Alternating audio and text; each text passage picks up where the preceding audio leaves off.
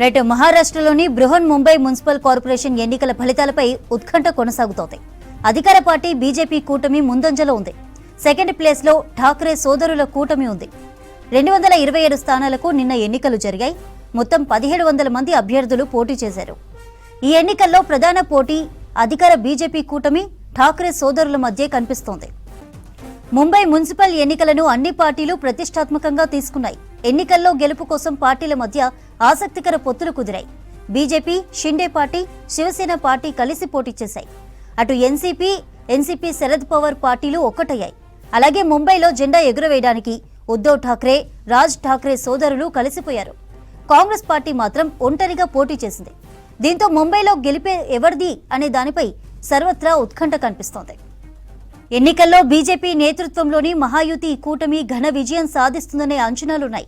నిన్న వెలువడిన exit polls అంచనాలు బీజేపీ కూటమికి స్పష్టమైన ఆధిక్యాన్ని కట్టబెట్టాయి.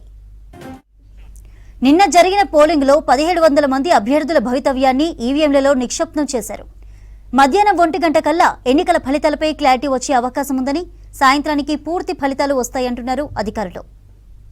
బీఎంసీలో మ్యాజిక్ ఫిగర్ 114 కాగా ఎగ్జిట్ పోల్స్ అంచనాల ప్రకారం మహాయుతి ఈ మార్కును సులభంగా దాటేస్తుందని భావిస్తున్నారు. మహారాష్ట్ర రాజకీయాల్లో శివసేన చీలిన తర్వాత జరుగుతున్న తొలి బీఎంసీ ఎన్నికలు కావడంతో ఈ ఎన్నికలకు చాలా ప్రాధాన్యత ఏర్పడింది.